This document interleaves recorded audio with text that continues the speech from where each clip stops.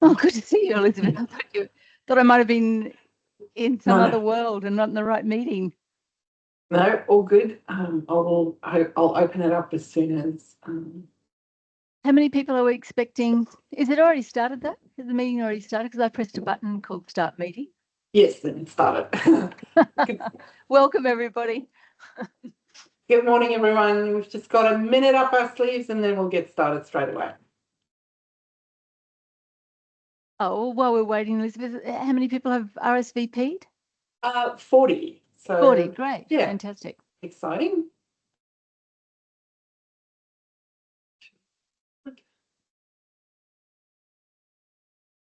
Start right on the dots.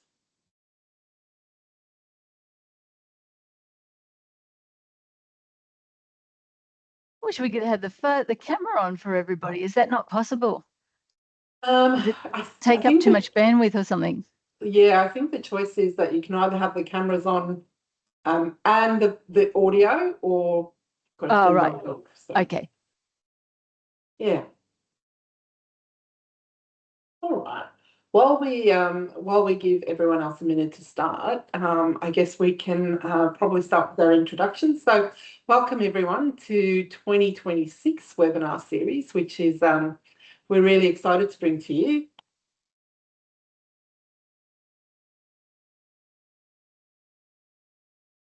We're really excited to bring the webinar series for 2026, and it's going to be slightly different from what we've done in the past, and then we'll get to that shortly.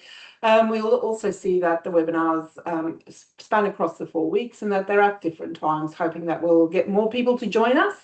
But as always, if you have registered for the webinar and you are unable to attend, you will be receiving the notification and the recording as well as part of your as part of the reach out post the meeting. Before we begin, I'd like to acknowledge the traditional owners of the lands on which we meet today, and I'd like to pay our respect to elders past and present. And then for those who haven't met Anna yet or who don't know Anna, I'm sure there's not very many of you, I'm really privileged today to have Anna, our Executive Director of Business Development, with me to support me and to answer some of these questions. Anna has a wealth of knowledge and experience, especially when it comes to all things quality, safety and risk. Yeah, it's just a real privilege to have Anna take the time out of her day to join me today. So welcome, Anna, and thanks for being here. Thanks, Elizabeth. Thanks very much. So before we begin, just a reminder for everyone that we are recording this session, and that is the reason why the cameras are disabled and the audio is off. So please feel free, if you do have any questions, pop it into the chat for us or put it in the Q&A. We'll try to get to them towards the end of the session. If we don't, we'll add a Q&A page to the resources that we send out. And we'll respond to you and give you an answer to your question as well post the meeting. So I said we've changed a few things. We've got a new strategic focus for our webinars for 2026. So each month what we're going to do is we're going to take a really deep dive into a specific area of the platform. And with each webinar, we'll look at that area from different perspectives. So we're going to have 2 masterclasses. They'll be the first 2 weeks of the month, and they'll focus on the how and the why and the how of that particular area of the platform. In week 3, we'll do a feature in focus. That might be something new that's come about from feedback that we received from our clients, something that the dev team thought this will really work a lot better in a specific area, or it might just be something that we think we want to focus on that. We want to highlight that for you because it is going to make your life a lot easier moving forward. And then, and as of today, what I would really love for you to do is, if you have any intention of coming to the clinic in week 4, I want you to bring your questions, and you can, of course, email those to customersuccess@logiqc.com.au, because our clinic very specifically focuses on understanding that complexity and working on that together. So that session isn't recorded because we do have your audio and cameras on, so we can talk about your specific context.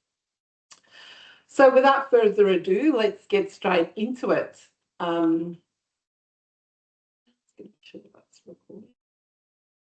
Right.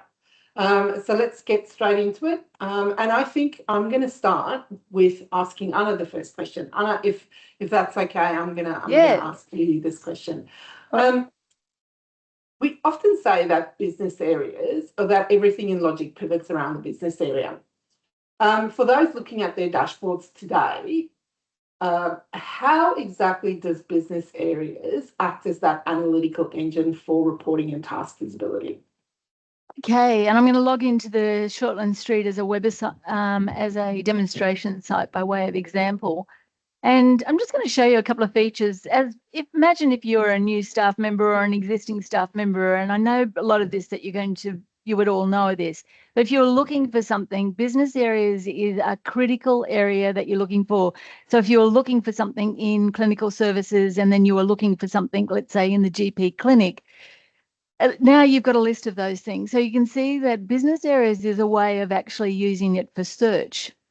And as you know, right across the entire system, it's used for determining, for being able to search things. So, going into the incident register again, going to the all tab and saying, hey, I need to find all incidences that relate to a particular business area, and switching that on. So this is a way of being able to immediately just reset those columns so you can see all the data. You can see all of the incidences for an area. But there's a terrific other feature. Oh, and I'll go down to analytics, sorry. Going down to analytics, imagine, what you're looking for here is you're trying to find, well, what are all of the incidences that we've had in a particular area? Go to the most granular. I'm going to choose a year because I haven't got enough data otherwise in the demo side. And again, I've got the capacity up here to go, I'm only looking for those that relate to these. I'll take the clinical services again by way of example. I'm only looking at for these. So you can see that business areas is really, it underpins everything, whether you're looking for something, whether you're trying to analyze something. Business areas is underpinned by it. And then we've got this terrific feature up here, which is about globally looking at the system. And for all of you who are responsible for data cleansing in Logic as quality managers, this is a terrific feature. What you're able to do up here is go, well, you know what? I want to look at everything that we've got for a business area, and I'll just choose, let's say, cold chain, and press the search button. It's now telling us that these things like audits, there's the compliance requirements we do. We've got people employed in that area or may have a contract with a supplier. These are the documents that relate to it. These are the improvements that we do in cold chain, for instance. This is the incidences we've had. So you can see that you've got this incredible ability to look at an area. So if there's an area of issue or concern, what you can do is you can come in and say, well, what have we got in the system to actually manage that business area? And so all of a sudden you can see that, well, you've got 5 documents. Another thing I'll just point out here is that sometimes when you're looking at these sorts of lists, you're not looking at what's there, you're looking for what's missing. So all of a sudden you go, well, there's 3 compliance requirements, but we know we do a lot more in the GP clinic to manage safety, quality, and risk than these things. Where are all of those things? So these are sort of, when you're looking at this, I know this is a bit of a distraction from the topic, but you could look at these lists in terms of what's missing and not what's there. So you can see that for everything, whether you're searching or using analytics or even for trying to use data cleansing, you can use search. I'll just point out one more thing here. Imagine, take yourself back to the first day you came into the job, and let's say you were the HR manager. Imagine being able to, if you knew Logic, be able to click on here and say, what does my business area look like? And to be able to say, well, they're the approved policies. That's the feedback we've had. We've had a complaint. These are the risks on the risk register. These are the compliance requirements. This is the area I audited in. This is incredible information. But what's really essential here is that everything's in the right area. So that's the challenge I think that we're focusing on today, is how to make sure we get everything into the right area so that we can, when people are looking for things, they can find it. When you're doing analytics, you can rely on the data. Or when someone's looking across the system, what they are really looking at is the full ecology of things in that area. That's why we say it underpins it. Yeah, and that having that global overview of a particular business area and what the content is for that is really great, Anna. And I think that leads me into my next question. So as an organisation evolve and we become more aware of stricter requirements, like sometimes you may have just had a policy that related to a specific area, and now all of a sudden we're required to audit against it, have compliances that we have to meet. When should a system admin decide beyond a simple to change things from beyond a simple tag, one thing that was in a particular area to, or one thing policy that we named something and put in a place to change that to a business area?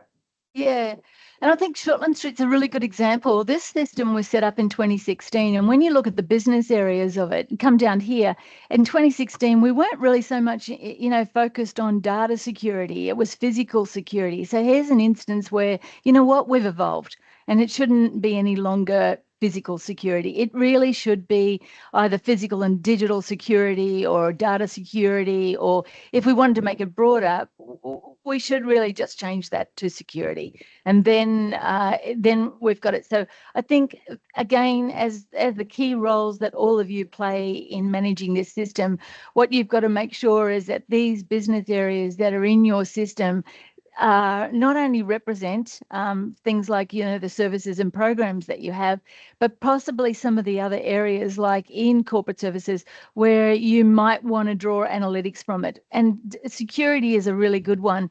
So I press physical security and I think I took that HR off. Just make sure you remember to take the other search off, otherwise you'll get both.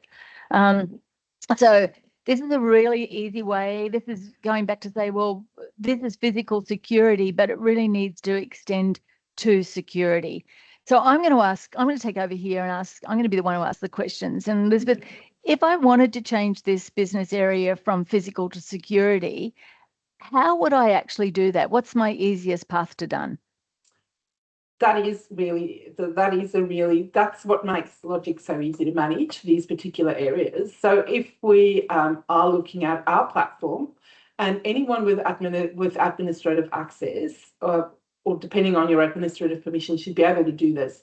So if you come under your name to admin mode, the settings that we're looking for is in our system settings. Now, as you set up your system, there were a couple of settings that we really needed you to have a look at prior to starting using the platform. And one of them was those 4 system menus, which were really about how does your business operate.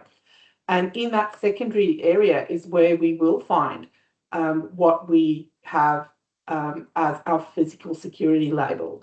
Now, to enable us to change that to be more broad, we can come in and we can adjust that label.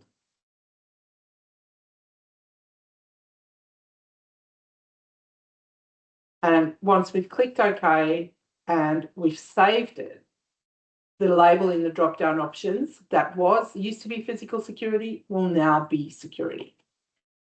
Okay, well, that's great. And nice and easy. It's a global change made across the system. So, yeah, just be careful when you make those changes because it'll actually do it. Yeah. But okay, Elizabeth, before we had physical security, but now when you've changed it to security, it'll only have the things in the system that were tagged for physical security. How do we find the things in the system that possibly relate to digital security that we may want to bring over under the new business area called security? So again, we can use our global search for that, and we can just start typing. So if we're not sure how many policies we have that might relate to that, we could use the term security to look at what we have across the entire platform. So if I was to hit search now, similarly to what you've done with your filters, we can now see there's a couple more things. So we can see there's a couple of security things that sit in the business area of health and safety. We've got some policies that sit in that security, but we've also got things that sit in our ICT. So a range of other things in our clinical governance, across clinical services, we've got records and we've got risk. Now that might make us think whether these other items are still in the right areas or do they now need to move over to what we've created in a new category. So how would we do that? Let's say in that computer security policy, for example, we really believe that better sits now not with ICT but under the heading of security. How would we do that? So that's a great question. And how we can do that is we can, now that we know we've got documents that we might feel that we want to change, we can come to our document register, apply that search again here at the document level, and then we can have a bit of a think about that and see, well, that security about our electronic health information, we might want to move that across. Our computer security policy, there's a checklist about practice security. That might fit better into our environment that we've created for security. Meaning that when someone new starts in that space and they did what Anna did in the HR space, we've got the opportunity now for them to get a clearer picture of the things that they need to be aware of in their space.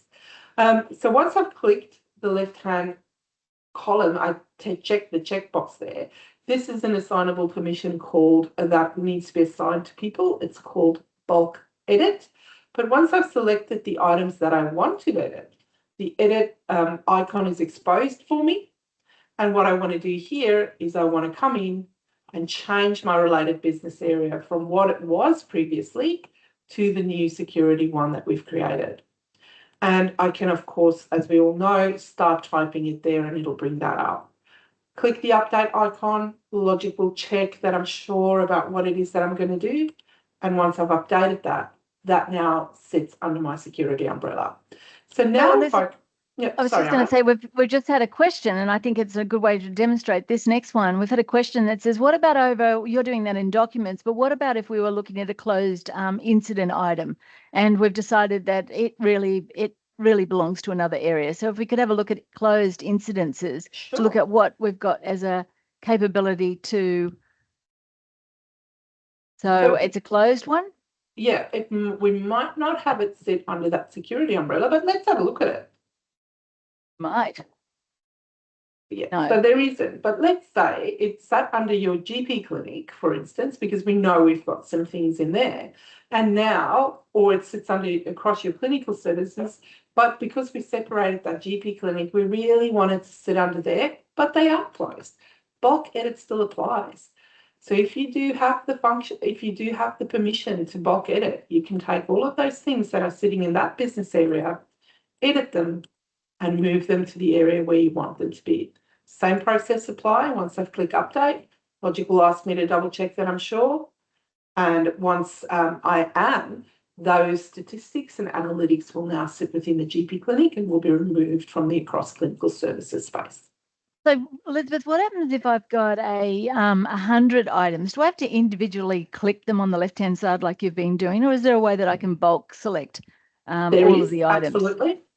So what I would do, my recommendation is, especially if you've got 100, so like, let's say there's like a whole policy, a whole area of business that's changing, I would come down to my number counter at the bottom, make sure I select 100 per page, and then if you click the top icon or the top tick box, it'll pick up all 100 for you at the same time.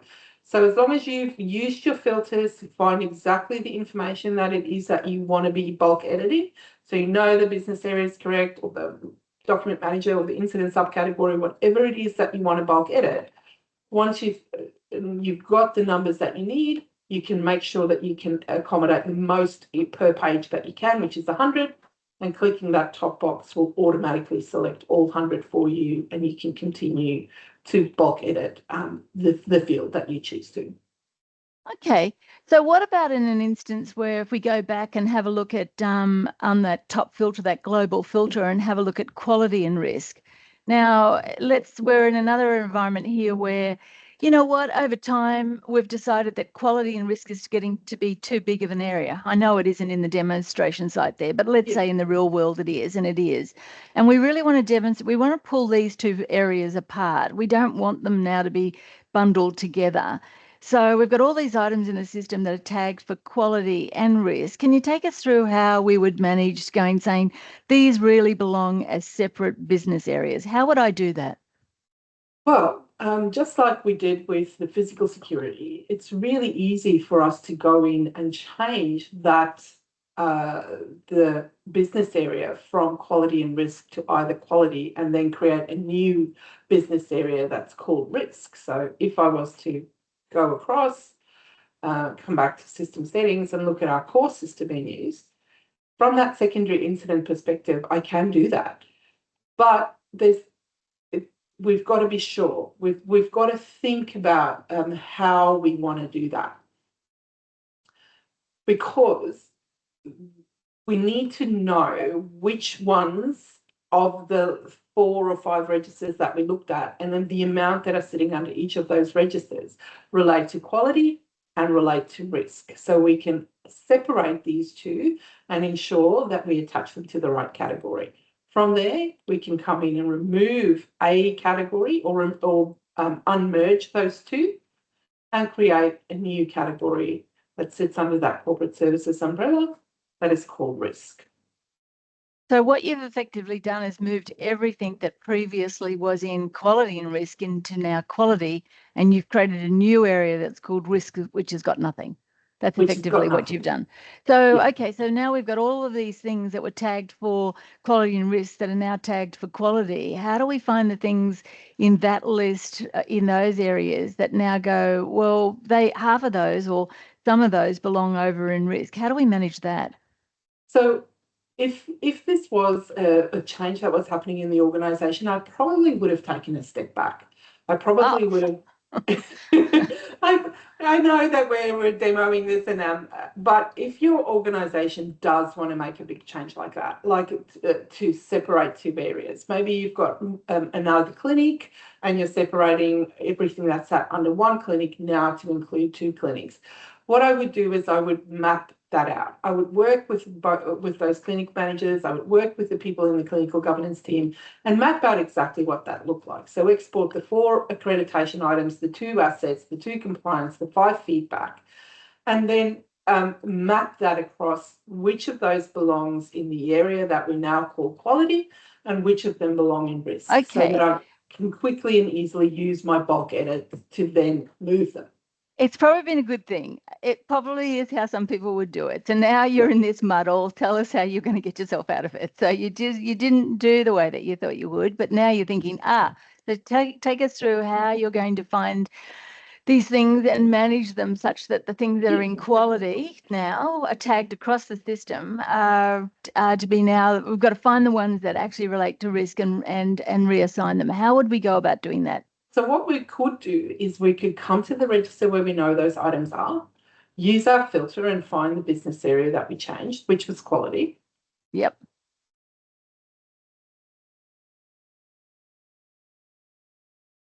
Let me go back and use my advanced filters and filter on that particular business area. Yep. So what you're doing is actually using this to show you where the items are in the system. So no documents. There's no documents, but we've got 5 feedback items. Okay, so now, changing those 5 feedback, we'll come back to our feedback register, find quality, search quality, filter that applies. So that might now sit under the quality space. And if we've investigated this and looked at this further, and this is one that needs to move to risk, again, what we can do is use our bulk edit and change that related business area to only sit under the risk category. So yes, you can see there, it's easy for us to just go in and change, which is not what we want to do. We want to map out that process first so that we avoid having being at risk of having things sit within the shared or the combined category that we want to separate. Looking at the global filter first and determining where all of these things are, making an educated decision about which are the ones we want to move, and then bulk editing them from each register will make that process a lot easier for us. Okay, Elizabeth, I've had a tricky question, and it always comes up when you're doing a demonstration, but let's go back and filter on quality, because the question was, why didn't all 5 feedback, and I saw it as well, why didn't all 5 feedback present? it is a tricky question. So if we go back to that filter up the top, that global filter, and search for quality. Yep, that one, and press the search button so we can look at it from that perspective. So now it's saying there's 4. So if we have a look at those 4, they're clearly there in the system. They're due later, and the 64, 65, 63, and 61 are still with quality. If you go over to the feedback register now and search for quality. Okay, so what's happened here is that we are searching in for progress. quality in the description there. We're not searching for quality in our business area. But I'm going to say this is terrific because this, no, I'm just going to say this is terrific watching this, because this is, I think, how you could this is how you can get into that spaghetti bowl when you're trying to do that thing. You're reusing the wrong filters for the wrong things. Yeah, and this is the complexity, I think, that we're all dealing with. Okay, so there's the other 4. That's great. And we could use the bulk edit over on the left-hand side, that click that you've got, if we thought all of them belong to risk, or we could selectively just move the ones we want over. Yeah. But I think the answer to the question that was asked, okay. That is the answer to the question that was asked, but that just made me think about something that we haven't highlighted today. Yep. Is remember that Logic is very secure in the way that it allows you to select access control. So whilst you might be able in the filter to see a number across the top, you might see 5 documents, the 5 feedback that we saw, and when we looked at it in the register, we only saw the 1. This may be because you do not have access control.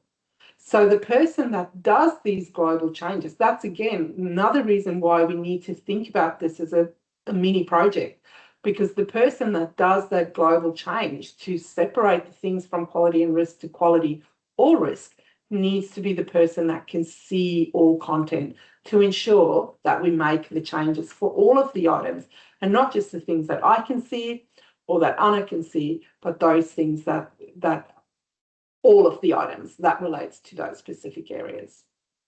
My comment to all of this, and Logic's got its own system. We use ours every day for feedback and incidents and our compliance requirements. We're like you. We use this system every single day. What I can say is that you're just constantly looking, like your CRM and all your other systems.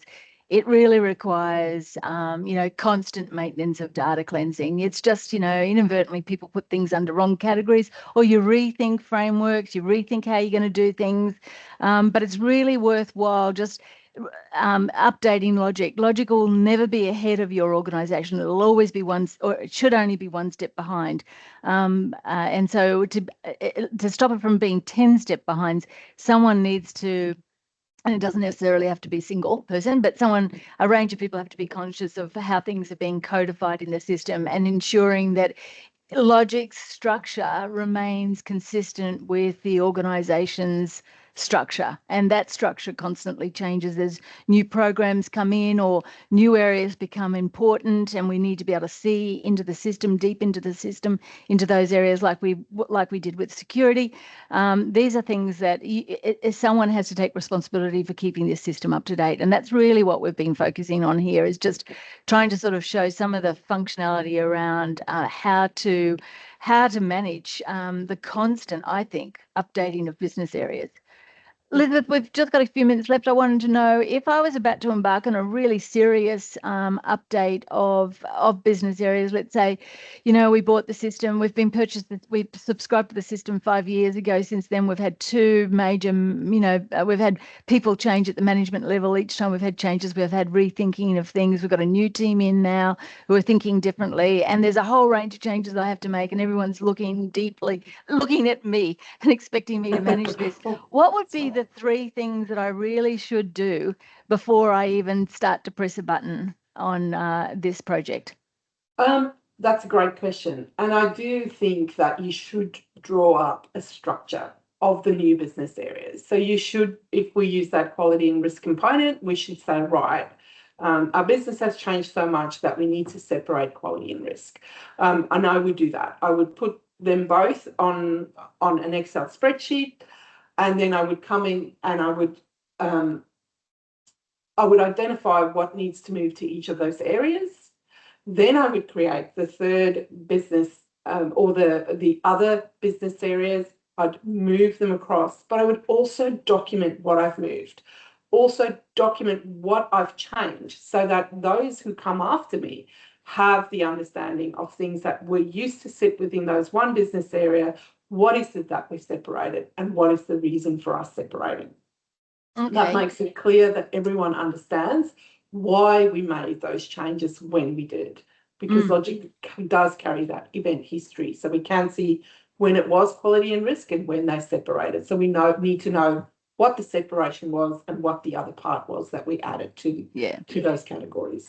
And that relates, and just in case everyone didn't see it across the chat, that relates to a question that someone raised in relation to, is there a maintenance of a record? Every time you change business areas, it will be recorded in the system event history, which is at the bottom of the item. So if you open it up, you'll see that someone changed it from this to that on that day. That's at a micro level, though. That's not what Elizabeth's talking about. She's talking more at a global level. We changed, at one point in time, this used to be called quality and risk, and now it's called, there's two areas, one's called quality and the second one's called risk. But just be confident that as you change things or other people change things, if they're changed and it's unexpected and you want to find out how did that get changed, just scroll down to the system event history and look for on the left-hand side the word change. I think that's what it says. It's change.